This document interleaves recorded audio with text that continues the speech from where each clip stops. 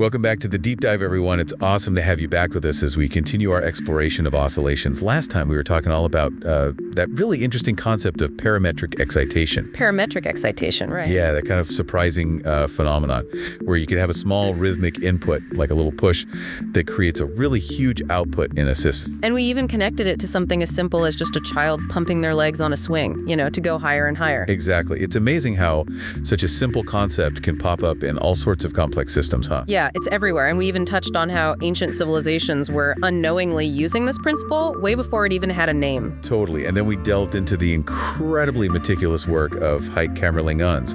I mean, this guy dedicated his entire doctoral thesis to perfecting Foucault's pendulum. Which is pretty mind-boggling when you think about it. This massive pendulum that can actually show us the Earth rotating. I know. I mean, it's one thing to know that the Earth is spinning, but to actually see it demonstrated like that is just, whoa. It really is. And his obsession with eliminating even the tiniest errors in the pendulum's movement just shows how crucial precision is, especially when we're trying to measure and understand something as fundamental as motion. It makes you appreciate the dedication of these early scientists, right? I mean, they were really pushing the boundaries of what was possible. Absolutely. They laid the groundwork for so much of what we understand about the universe today. Okay, so speaking of measuring motion, let's shift gears a bit. And imagine we're at a science museum. We've got 11-year-old Maya, her little brother, Alex, who's 6. Okay, I'm picturing them now. Yeah, and their dad, Daniel, who's an aerospace engineer.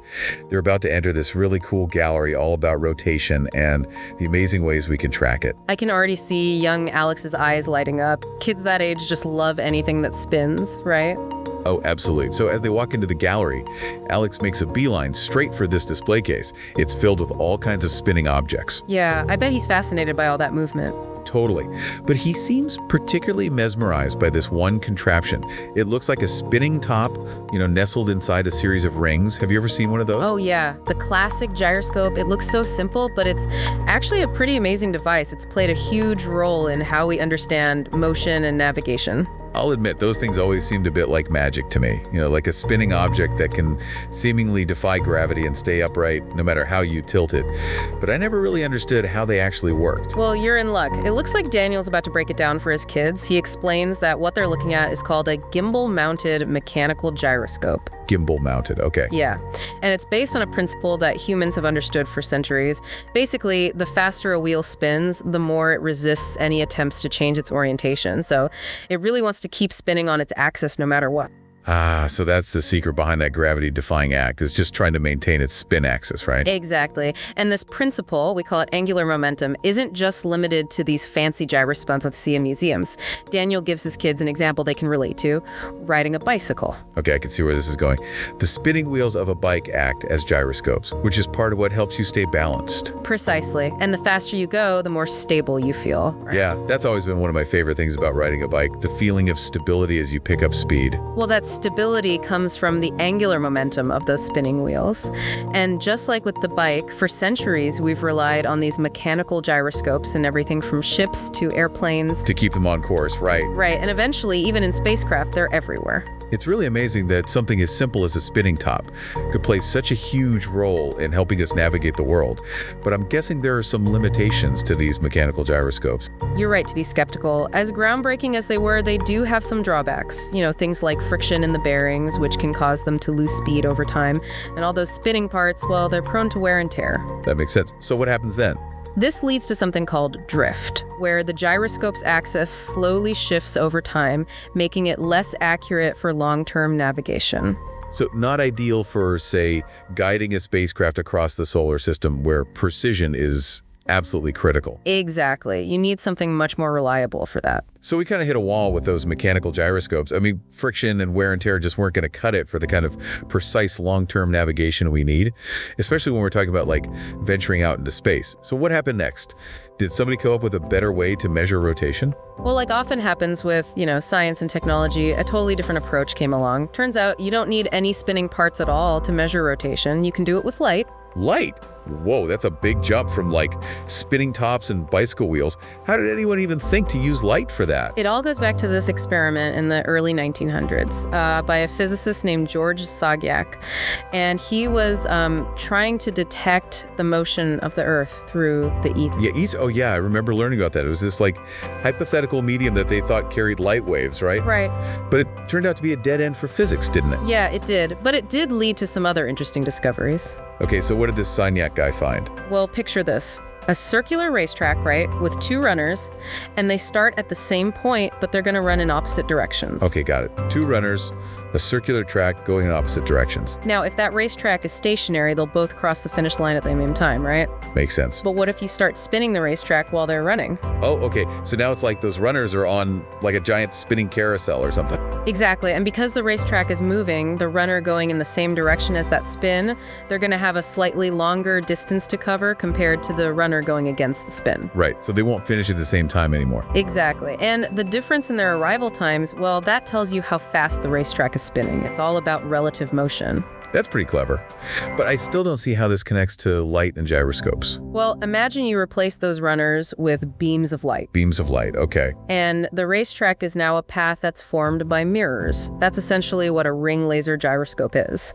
Instead of a spinning mass, it uses two beams of light that are traveling in opposite directions around a closed loop. So when the gyroscope rotates, one of the light beams has a slightly longer path to travel, just like those runners on the spinning carousel, right? Exactly. And then you just measure the difference in their arrival times to figure out the rotation. Wow, that's incredibly clever. So much more precise than a mechanical gyroscope. It is much more precise, and we call this phenomenon the Sagnac effect. It's the heart of all these modern navigation systems you see in airplanes, ships, even spacecraft. Wow, we've come a long way from spinning tops, but I think I see a question forming in Maya's mind back at the museum. She's looking at a diagram of a ring laser gyro, and she seems a little puzzled. I bet she's wondering how they actually measure those tiny differences in arrival times between the two light beams. Yeah, good point. I mean, we are talking about extremely small differences here. Right, like fractions of a second. Right, even smaller than that, yeah. So Daniel explains that it involves using a phenomenon called interference, where the two light beams are combined and the resulting pattern changes depending on the difference in their travel times. And that allows for a super precise measurement of the rotation. Okay, that makes sense. But, even with this really amazing technology, I'm guessing there were still some challenges, right? I mean, our whole deep dive has been about uncovering those unexpected hurdles that pop up in science. Yeah, you're right. There's almost always a catch. And with these ring laser gyros, the problem shows up at really slow rotation rates because the two light beams, they can start to synchronize with each other. So it's like our runners on that carousel accidentally matching their strides, and then we can't tell who's going faster, right? Exactly. And this phenomenon, we call it lock-in. It makes it hard to measure those very subtle rotations accurately. So to fight that, engineers came up with this really clever solution called dithering. Dithering. Okay, that sounds like they're just like shaking things up on purpose. You're not far off. Imagine you're trying to keep two pendulums from swinging in sync. You might give one a little nudge to, throw off the rhythm. To mess it up a bit, yeah. Right. That's basically what dithering does. They introduce this slight vibration to the whole gyroscope, and that prevents the light beams from locking in sync. So it's all about keeping things just a little off balance to make sure the measurements stay accurate. But that also seems like it could make the design a lot more complex. It does, yeah. And as with any engineering solution, there's always a trade-off. But remember, that quest for even greater precision, it never really stops. Okay, I'm all ears. You were saying that the quest for precision never stops, right? So is there an even more elegant solution to this whole lock-in problem with ring laser gyros? What's the next step in our gyroscope saga? Well, to get there, we need to kind of take a detour away from lasers and light beams and think about something a bit more down to earth. Okay, I'm intrigued. What are we talking about? The sound of a vibrating wine glass. A wine glass? I'm not sure I follow. What does that have to do with navigating spacecraft? Just hang in there with me. It's all about vibrations, you see. You know how if you run your finger around the rim of a wine glass just right, it'll start to sing? Oh yeah, I've definitely done that before. Makes a really cool sound. Well, that's because you're exciting a really specific vibration in the glass. Okay, I get that part. But I still don't see how that connects to gyroscopes. Well, scientists and engineers realized that they could actually harness that same principle using vibrations to measure rotation. But with a device that's way more precise and reliable than anything we've talked about so far. Okay, now you've got my attention. What's this magical vibration-based gyroscope called? It's called a hemispherical resonator gyro, or HRG for short. HRG, got it. And like the name suggests, it uses this perfectly smooth hemispherical shell, and it's made of ultra-pure quartz. Quartz, like the crystals. Exactly. Huh, interesting. Yeah, and I mean, whether or not they have any mystical healing powers is debatable.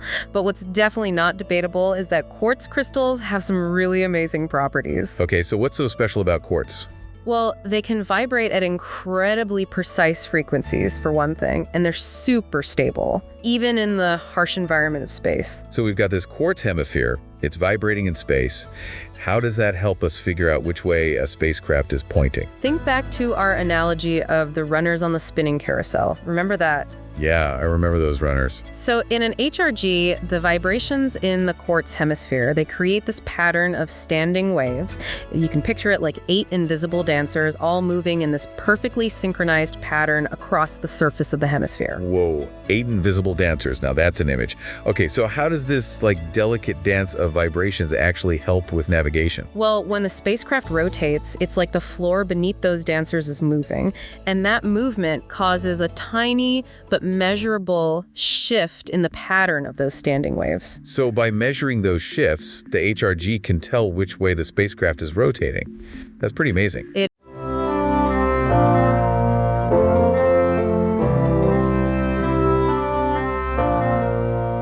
my study, I repeated the experiment and made the most remarkable observation. The year is 1890. The British physicist G.H. Bryan is about to make a discovery. When I set the wine glass in vibration, and then when I rotate the glass around its stem, His discovery is simple. the standing wave lags behind. It will change the future. The degree of this lag is a geometric constant.